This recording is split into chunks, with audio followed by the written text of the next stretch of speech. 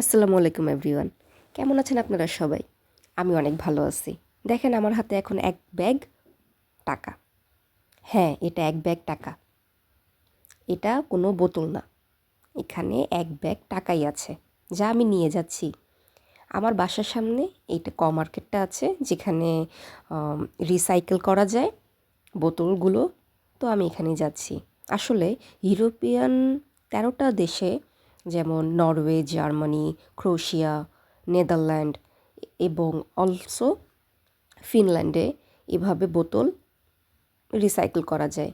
তাই আমি একটার পর একটা এই ভেন্টিলেটর মেশিনে বোতলগুলো দিচ্ছিলাম এবং কত টাকা হচ্ছে এটা কাউন্ট করছে পাশের থেকে মেশিন অটোমেটিক্যালি। তো এটা হলো এটার প্রসিজিওর। আপনি এখানে দাঁড়াবেন, আপনার ব্যাগ ভর্তি বস্তা ভরা টাকা নিয়ে আসবেন এবং একে একে বোতলগুলো দিতে থাকবেন। এটা আমার লাস্ট ছিল বোতলটা, তো আমি এটা দিয়ে দিলাম। এখন আমি দেখলাম এখানে 4 ইউরো 60 সেন্ট হয়ে গেছে। দেন আমি এখানে প্রেস করলাম বাটন, অ্যান্ড দেন অপোজিট সাইডে আমার রিসিপ্টটা চলে এসেছে।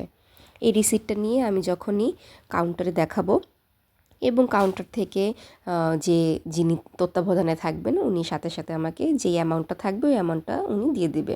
এটাই হলো এখানকার সিস্টেম।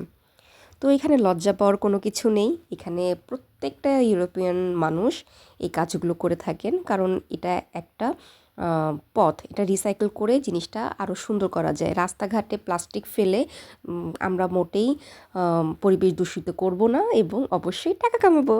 আল্লাহ হাফেজ।